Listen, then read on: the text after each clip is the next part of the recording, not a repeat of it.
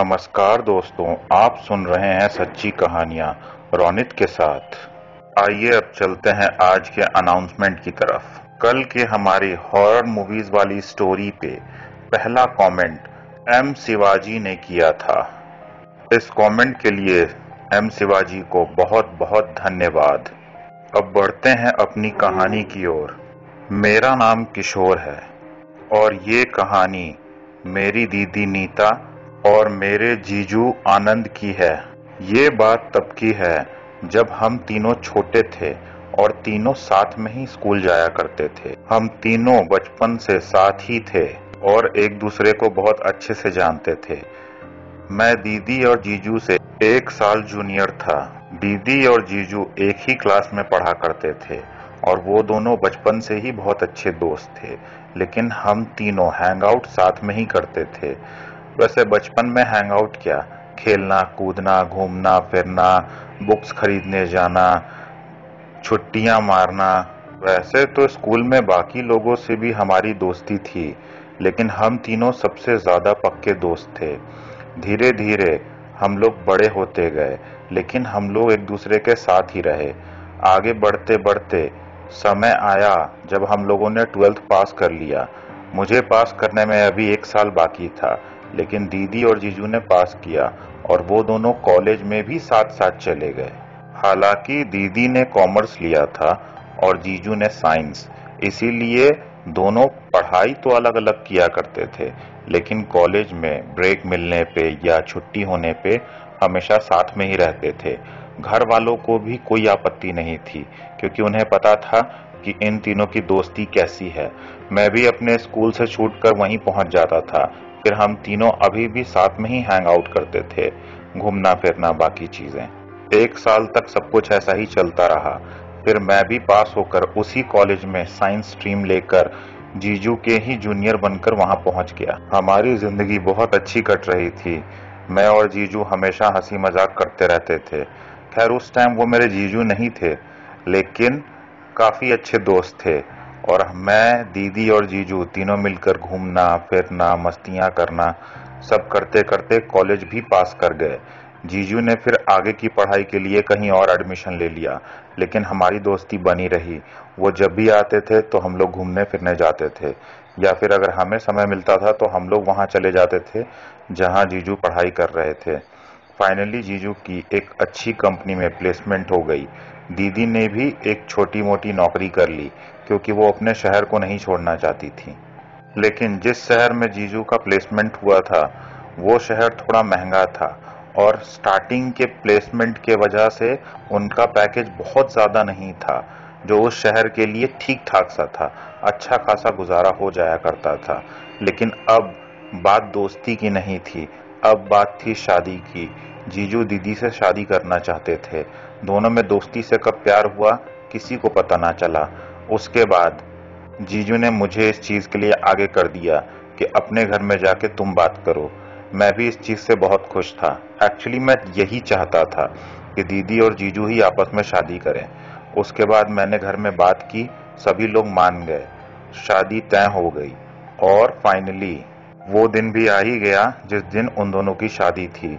दीदी ने अपना जॉब छोड़ दिया था, क्योंकि अब वो जीजू के शहर में ही जाके रहने वाली थी।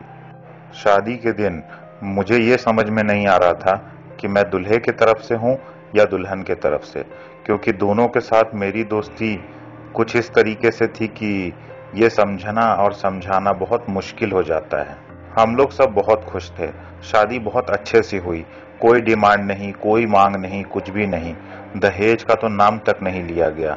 उनके परिवार वाले भी बहुत अच्छे थे और हम दोनों के फैमिलीज को एक दूसरे को अलग से जानने की कोई जरूरत नहीं थी। बचपन से हमारी दोस्ती थी, इसलिए हमारे परिवार वाले भी एक दूसरे को जानते थे। शादी में माहौल बहुत अच्छा था, हंसी मजाक और बाकी सारी चीजें। यहाँ तक कि शादी में भी जीजू के जो दोस्त आए थे उनको भी यही बात खटक रही थी कि दोस्त तो हम तुम्हारे नाम के हैं, असली दोस्त तो ये है तुम्हारा। वो लोग भी बार बार यही कह रहे थे कि जीजू का असली दोस्त मैं ही हूँ, क्योंकि जीजू जब पढ़ रहे थे हमसे दूर, तब भी वो दिन रात मेरे ही बारे में बातें करते थे और दीदी के बारे में बातें करते थे। इसलिए उनके दोस्तों को भी ये पता था कि सबसे अच्छी दोस्ती हम ही तीनों की है। हालांकि शुरू-शुरू में मैं उनके नाम से उन्हें बुलाया करता था, क्योंकि बचपन से दोस्ती जो थी, थोड़ी तकलीफ हुई नाम से बुलाने के बाद डायरेक्ट जीजू पे जाने में, लेकिन बाद में तो आलम ऐसा हो गया कि बिना सोचे समझे भी मुंह से जीजू ही निकलता था। कोई नाम भी पूछे कि तुम्हारे जीजू का नाम क्या है, तो मैं बोल देता था जीजू। सब कुछ बहुत अच्छा चल रहा था। फिर दीदी शादी के बाद जीजू के शहर चली गई। जीजू को ये पता था कि बहुत ज्यादा सैलरी ना होने के कारण दीदी को कुछ तकलीफें होंगी, इसीलिए उन्होंने हाथ पैर मारना शुरू कर दिए। धीरे धीरे उनके प्रमोशंस होने लगे, कंपनी में स्विच किया जिससे पैकेज और बढ़े। कुछ कुछ करते करते जीजू अब इतना पैकेज पाने लगे थे कि वो लोग अच्छे से उस शहर में रह सकें। मुझे भी जब भी मौका मिलता था तो मैं उन लोगों से मिलने जरूर जाया करता था।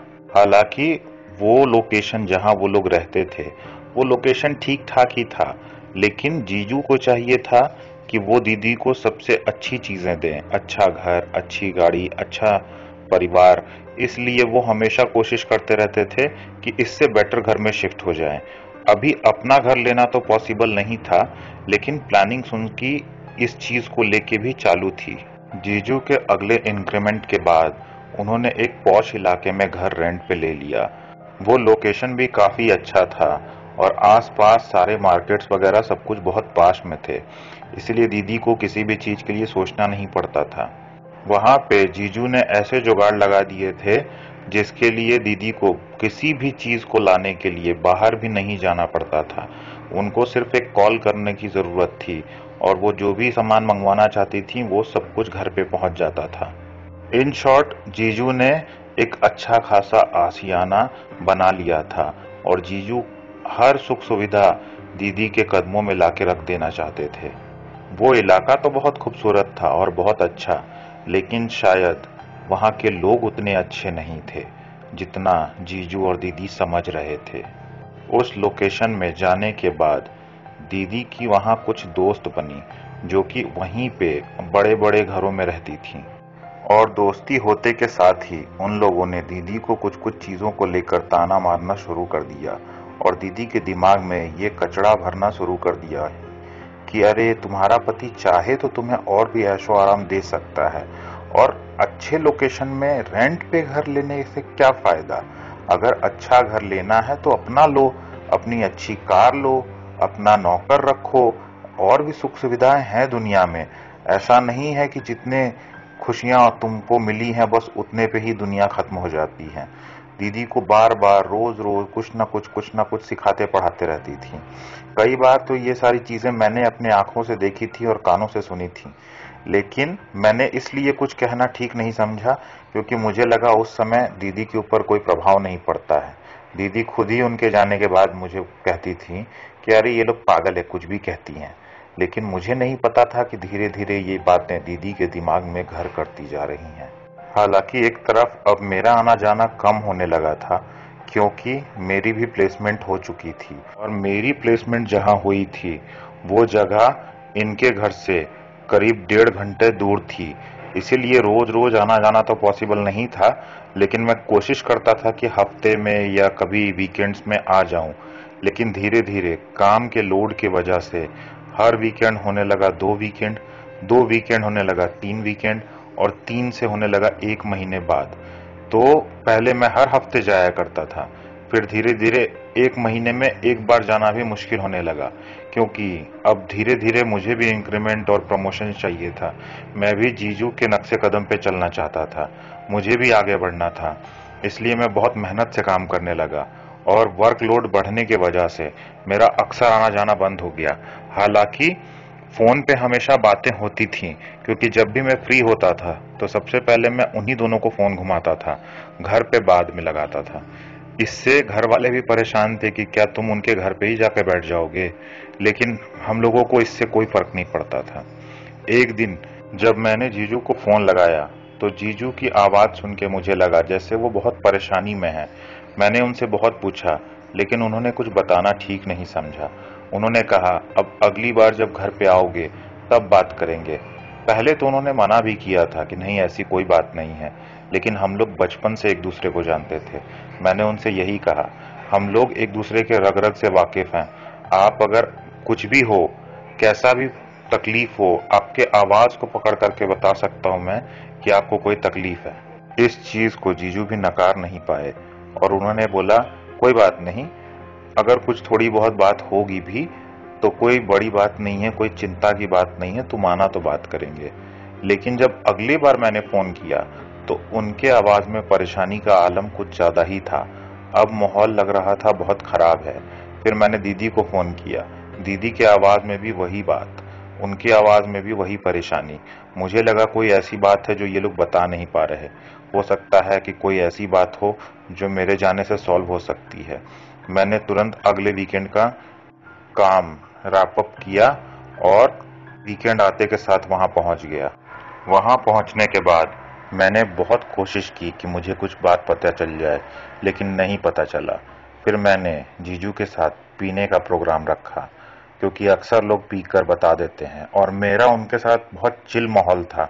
हम लोगों का आपस में सब कुछ चलता था, एक दूसरे को सब कुछ बताना, पार्टी करना। तो जब मैं और जीजू बैठ के पार्टी कर रहे थे तो फाइनली जीजू से बर्दाश्त नहीं हुआ और उन्होंने बताना शुरू किया कि जब तुम लास्ट टाइम आए थे उसके कुछ दिन पहले से ये अचानक से बदल गई। मली तो जब मैं ऑफिस से आया करता था तो ये बहुत अच्छे से बात किया करती थी, हम लोग बहुत अच्छा मोमेंट बिताते थे, सब कुछ बहुत अच्छे से होता था। लेकिन कुछ दिन पहले ये अचानक से मेरे ऑफिस आने के बाद से भड़की हुई सी, नाराज सी लगने लगी, मुझसे बात नहीं करना चाह रही थी। मैंने बहुत कोशिश की कि ये बात करे ताकि पता तो चले क्या हुआ। 2-3 दिन तो यूं ही चलता रहा। बहुत समझाने के बाद भी वो बात करने के लिए तैयार नहीं थी। फिर एक दिन उसने गुस्से में मुझे कहना शुरू किया कि तुम्हें पता है कि इस एरिया में बाकी की औरतें कैसे रहती हैं, बाकी के मर्द कितना कमाते हैं, उनके पास क्या क्या ऐशो आराम है। मुझे ये बात नहीं समझ में आ रही थी कि आज तक तो इसने कभी किसी चीज की डिमांड नहीं रखी, अचानक से ये सब क्या हो रहा है। फिर मैंने ज्यादा ध्यान नहीं दिया। मैंने बोला ठीक है, अगर उनके पास जो जो भी चीजें हैं ये उनकी जिंदगी है, हमें उससे क्या मतलब।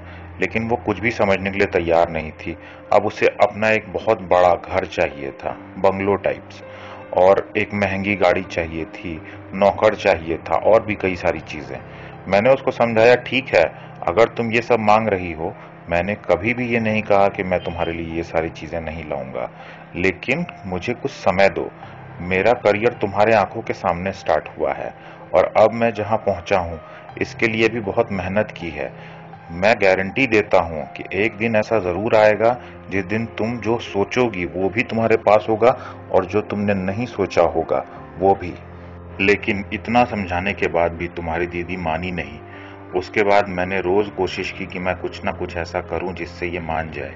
अभी जो तुम आए और तुमने नया फ्रिज, नया वॉशिंग मशीन और बाकी की चीजें देखी, वो मैं तुम्हारी दीदी को खुश करने के लिए कर रहा था, ताकि वो खुश हो जाए।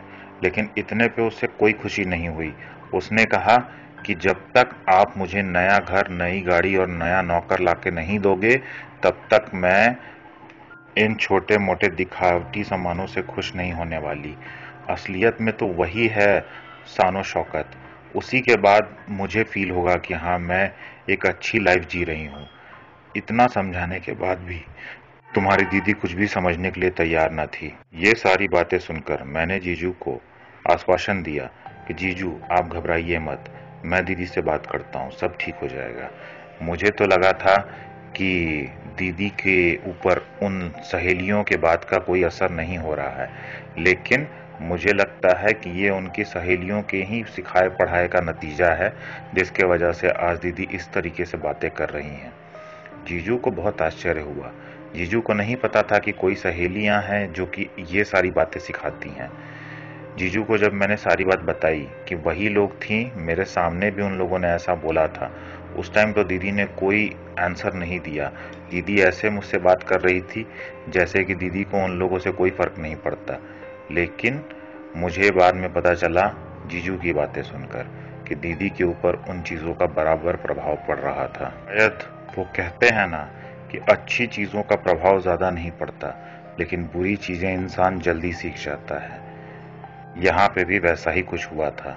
मैंने जीजू को ना घबराने की बात कही, लेकिन अंदर से थोड़ा थोड़ा अब मैं भी घबराने लगा था, क्योंकि हम लोगों के बीच जो बॉन्डिंग थी, जो रिलेशन था, वो बहुत अच्छा था। और मैं नहीं चाहता था कि बाहर के कुछ लोगों की वजह से ये बिगड़े, क्योंकि अब दीदी और जीजू हस्बैंड वाइफ थे, और अगर उन दोनों के बीच में कोई कॉन्फ्लिक्ट आता तो मेरे और जीजू के रिलेशन के बीच में भी प्रॉब्लम आ सकता था। क्योंकि यहाँ बात ये हो जाती कि मैं दीदी का पक्ष लूं या जीजू का, क्योंकि दीदी एक्सपेक्ट करती कि एज अ भाई मैं उनके साइड खड़े हूं, और जीजू एक्सपेक्ट करते कि एज अ फ्रेंड मैं उनके साथ खड़े रहूं।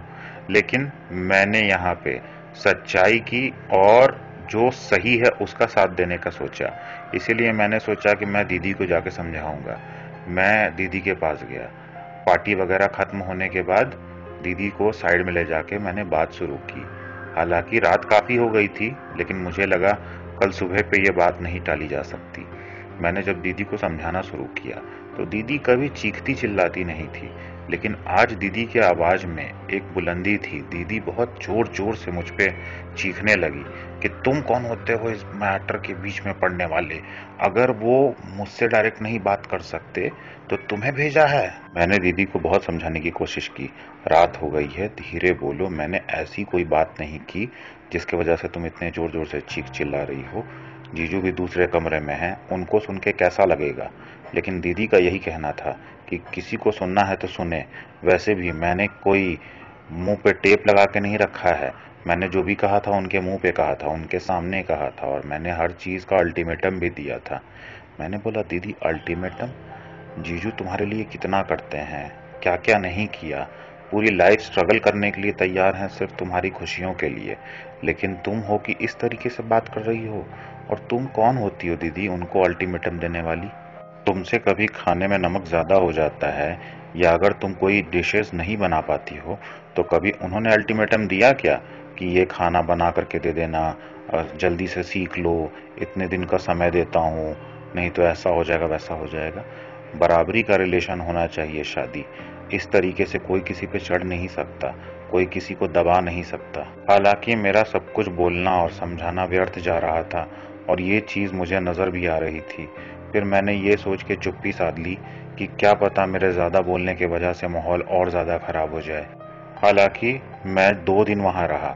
मैंने कई बार कोशिश की दीदी को समझाने की, लेकिन दीदी अब कुछ भी समझने के लिए तैयार ना थी। लेकिन जाते जाते मैंने दीदी को कहा, तुम्हारी जो वो सहेलियां हैं ना, जिनको तुम अपना शुभ चिंतक समझती हो, असलियत में तुम्हारे शुभ को देखकर सबसे ज्यादा चिंतित वही लोग नजर आती हैं। और शुभ चिंतक वो नहीं होता जो किसी का शुभ ना देख सके, सिर्फ अशुभ देखना चाहे। शुभ चिंतक वो होता है जो तुम्हारे शुभ के लिए सोचे। वो औरतें उनमें से तो नहीं। लेकिन दीदी इस पे भी भड़क गई। उन्होंने कहा कि तुम कौन होते हो मेरी सहेलियों के बारे में बोलने वाले? अब मुझे ये चीज समझ में आ चुका था कि दीदी मुझसे और जीजू से ऊपर अपने सहेलियों को रख रही हैं। तो अगर गलती से भी उनके सहेलियों का टॉपिक उठाया तो माहौल और खराब हो सकता है। मैंने फिर उस बारे में कुछ भी नहीं कहा और मैं वापस निकल गया। वापस अपने शहर आने के बावजूद, सारे काम और बाकी सारी चीजों में फंसने के बावजूद, मेरे दिमाग में वहीं की सारी बातें चल रही थी। और जब भी मौका मिलता था मैं कभी जीजू से और कभी दीदी से बात जरूर करता था। जीजू से इसलिए ताकि उनका बोझ कम कर सकूं, उनको टेंशन से थोड़ा राहत दिला सकूं, थोड़े हंसी मजाक के माहौल में उनका थोड़ा टेंशन कम हो सके। और दीदी से इसलिए ताकि दीदी ये सारी बातें अपने दिमाग से निकाल दे, क्योंकि जीजू अपने तरफ से पूरा एफर्ट मार रहे थे। हालांकि दीदी के इसी तरीके से 1 महीने तक प्रेशर देते रहने के बावजूद जीजू को जो ऑफिस बहुत ज़्यादा पसंद था, उस ऑफिस से उन्होंने रिज़ाइन करके दूसरे ऑफिस में ज़्यादा पैकेज में ज्वाइनिंग कर लिया। लेकिन अभी भी उनके पैकेज से दीदी खुश नहीं थी, क्योंकि उनका मानना यह था कि इस पैकेज के बावजूद अपना घर लेने में कम से कम 1-1.5 साल और लगेगा। वो और प्रेशर डालने लगी जीजू के ऊपर कि अगर तुम इतना पैकेज पा सकते हो तो 1-2 स्विचेस और करके, 1-2 हाथ पैर और मार के तुम और ज्यादा पैकेज पा सकते हो, नहीं तो कुछ और करो, मुझे नहीं पता, मुझे जल्द से जल्द अपना घर चाहिए। अब जीजू के भी बर्दाश्त की सीमा आ चुकी थी। जीजू भी अब कुछ बर्दाश्त नहीं कर पा रहे थे। हालांकि उन्होंने चीखना चिल्लाना तो नहीं किया, लेकिन अब उनके बातों से साफ झलकता था कि अब वो बहुत मायूस हो चुके हैं। मैंने दीदी को समझाने की हर कोशिश की, लेकिन कोई भी चीज़ काम नहीं आई। इसी किटपिट के दौरान दीदी की उन्हीं सहेलियों ने कहीं घूमने का प्लान बनाया और दीदी उन लोगों के साथ जाने के लिए तैयार भी हो गई। लेकिन उनके साथ घूमने जाने के पहले उन्होंने जीजू से फिर से बहुत गंदी लड़ाई की और इस बार कुछ कुछ ऐसी बातें भी कही जो हम दोनों ने कभी नहीं सोची थी। और दीदी उनके साथ 2-3 दिन के लिए घूमने के लिए बाहर चली गई। और इस घूमने फिरने के दौरान भी दीदी जीजू को फ़ोन कर करके बहुत उल्टा पुल्टा बोलती थी कि इनके साथ घूम रही हूँ, इतना शानो शौकत से घूमना फिरना, महंगे लॉज में रुकना, महंगे होटल्स में, रिजॉर्ट्स में रुकना, स्पा लेना, ये वो और भी पता नहीं क्या क्या चीज़ों के बारे में बताती थी। जीजू को बार बार धिक्कारती थी। आखिरकार जीजू के सिर के ऊपर से पानी बहने लगा था। अब जीजू बर्दाश्त नहीं कर पा रहे थे। वो हर चीज़ मुझे तो बताते थे, लेकिन इस बार जब उन्होंने कॉल किया तो उनकी मायूसी का आलम कुछ ज़्यादा ही था। उन्होंने मुझे कहा कि भाई अगर मुझे कुछ हो जाता है तो इसका ख्याल रखना, क्योंकि पता नहीं क्यों अब लग नहीं रहा कि कुछ ठीक हो सकता है। मैंने उन्हें बहुत समझाया, बहुत दिलासा दिया। मैंने ये भी कहा कि घबराइए मत, अगर वो अपनी छुट्टी एक्सटेंड कर देती है तो मैं यहाँ से छुट्टी लेके आपके पास आ जाऊँगा। उन्होंने बहुत मायूसी के साथ मुझसे बात की, मुझे बहुत सारी चीज़ें समझाई कि ये बैंक अकाउंट है, मैंने ये चीज़ उसके नाम कर दी, वो चीज़ उसके नाम कर दी, उसका फ्यूचर सिक्योर करने के लिए मैंने अकाउंट में इतना एफडी करके रखा है, सब कुछ सारी डिटेल्स मुझे बताई और कहाँ कौन सा डायरी रखा है जिसमें ये सारी चीज़ें लिखी हुई हैं, सब कुछ बताया। और फिर उन्होंने फ़ोन काट दिया। अगले दिन सुबह सुबह मेरा फ़ोन बजा। मैंने देखा तो जीजू के नंबर से फ़ोन आ रहा था। मैंने फ़ोन उठाया। मुझे लगा कि पता नहीं क्या हो गया। मैं तो ये सोच रहा था कि हो सकता है जीजू को कोई बड़ी परेशानी हुई हो जिसके वजह से वो इतनी सुबह सुबह फ़ोन कर रहे हैं। लेकिन जब मैंने फ़ोन उठाया तो दूसरी तरफ से किसी और की आवाज़ आई। उन्होंने मुझसे पूछा, हेलो, क्या आप इनके रिलेटिव हैं? मैंने कहा हाँ, मैं इनका साला बोल रहा हूँ, लेकिन ये नंबर, ये फ़ोन आपके पास कैसे आया? उन्होंने कहा, यहाँ पे किसी ने हमें इन्फॉर्म किया था कि घर में कोई दरवाज़ा नहीं खोल रहा है। जब हम लोग यहाँ आए तो पता चला कि ये जिसका फ़ोन है उन्होंने सुसाइड कर लिया है। हालांकि मुझे इस बात पे बिल्कुल भरोसा नहीं हुआ, ऐसा कैसे हो सकता है। मैंने उनसे 2-3 बार पूछा भी, आप मजाक कर रहे हो ना? उन्होंने कहा नहीं, मैं यहीं इसी एरिया के थाना का इंचार्ज बोल रहा हूँ, मैं मजाक नहीं कर रहा, जितनी जल्दी हो सके आप आ जाइए।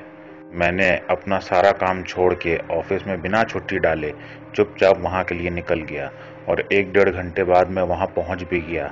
मैंने बहुत रफ्तार में गाड़ी चलाई थी, लेकिन जब मैं वहाँ पहुँचा तो वो लोग सच ही कह रहे थे। अब जीजू इस दुनिया में नहीं थे। वो इस चीज़ से परेशान हो चुके थे और शायद इतना परेशान कि उन्हें अब ये ज़िंदगी बेमानी लगने लगी थी। वहाँ पहुँचने के बाद जब मैंने दीदी को फ़ोन लगाया तो दीदी से बात हुई। दीदी ने कहा कि मेरा फ़ोन ऑफ था, उन्होंने फ़ोन कर कर के मेरा दिमाग ख़राब कर दिया था, इसीलिए मैंने फ़ोन ऑफ करके रखा था। मैंने बोला आप फ़ोन ऑन रखो या ऑफ, अब वो तुम्हें कभी फ़ोन नहीं करेंगे। उन्होंने पूछा क्या हो गया? मैंने बताया कि जीजू ने सुसाइड कर लिया। वो रो पड़ी, वो अब बेचैन हो चुकी थी। उन्होंने मुझसे भी वही चीज़ पूछी कि तुम मजाक कर रहे हो ना?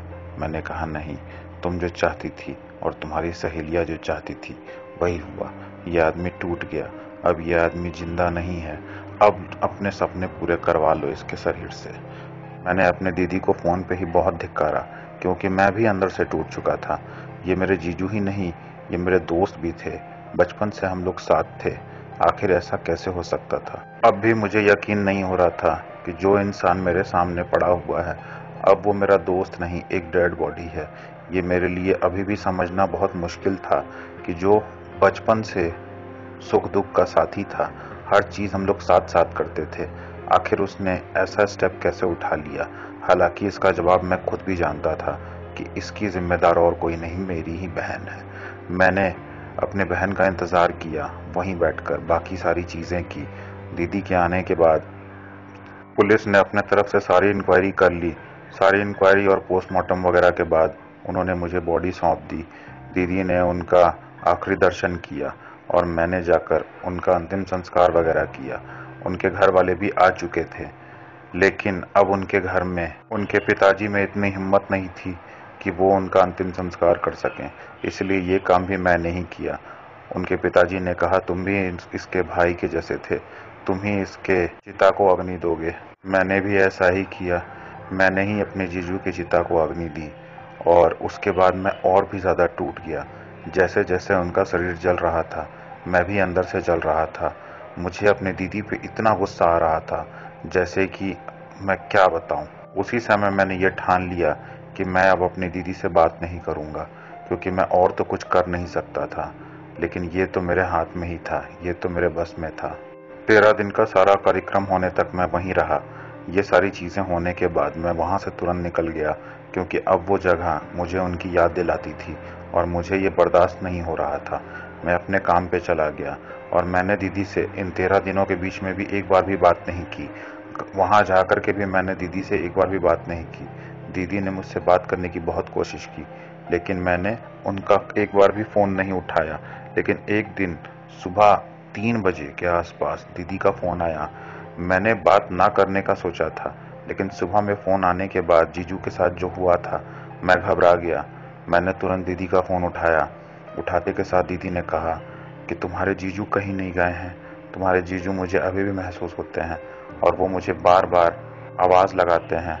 मुझे लगा कि दीदी की दिमागी हालत कहीं बिगड़ तो नहीं रही। बात ना करने का फैसला अब एक तरफ था। मैंने दीदी को समझाने की कोशिश की कि तुम इतना टेंशन मत लो, तुम्हारी ही करने की वजह से ये सब हुआ है, या तुम खुद को जिम्मेदार समझ रही हो, इसीलिए शायद तुम्हारे साथ ऐसा हो रहा है। जिस दिन अब तुम अपने आप को माफ कर पाओ, उस दिन से तुम्हारे साथ सब कुछ ठीक हो जाएगा। हालांकि मैंने बात ना करने का सोचा था, लेकिन अगर तुम्हें कोई परेशानी हो तो तुम मुझे फ़ोन कर सकती हो। मैं अब तुम्हें फ़ोन नहीं करूँगा। लेकिन धीरे धीरे अब ये सिलसिला रोज़ का हो गया। दीदी रोज़ मुझे 2:30 से 3 के बीच में फ़ोन करती थी और बोलती थी कि वो मुझे आवाज़ लगा रहे हैं, वो मुझे अपने पास बुला रहे हैं। क्या हो रहा है ये सब? मैंने दीदी को बहुत समझाया, ऐसा कुछ नहीं है, बार बार समझाया। लेकिन एक दिन फ़ोन रखने के बाद मुझे याद आया कि पोस्टमार्टम होने के बाद ऑफिसर ने बताया था कि उनकी मौत भी 2:30 से 3 के बीच ही हुई थी। मुझे ये चीज़ थोड़ा अजीब लगा कि 2:30 से 3 के बीच में अगर जीजू ने फांसी लगाई थी, तो क्या उसी समय पे वो सच में आते हैं? मैंने एक दिन बोला दीदी को, जैसे ही 2:30 बजे तुम मुझे वीडियो कॉल कर लेना। दीदी ने ऐसा ही किया और जब वीडियो कॉल पे दीदी चुपचाप बैठी हुई थी और मैं भी बस देख रहा था, तो मुझे नजर आया कि दीदी के पीछे बैकग्राउंड में एक परछाई है। जो परछाई देखकर साफ साफ ये पता चल रहा था कि वो जीजू की ही परछाई है।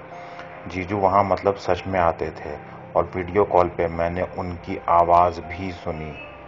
और ये सुनते के साथ मुझे पता चल गया कि जीजू के आत्मा को शांति नहीं मिली है और आज भी वो आते हैं। उसके बाद मैं चुपचाप अपना सामान पैक करके दीदी के घर पहुंचा।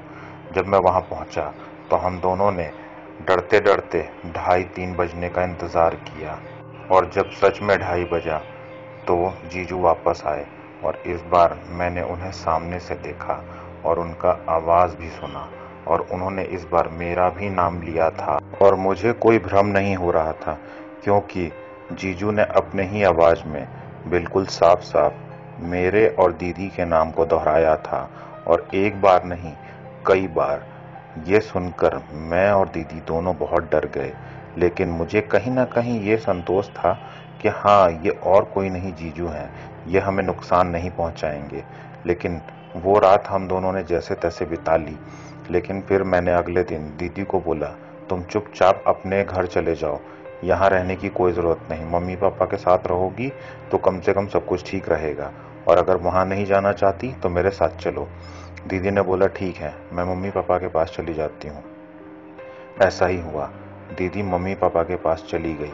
मैंने भी चैन की सांस ली और मैं चुपचाप अपने शहर चला गया।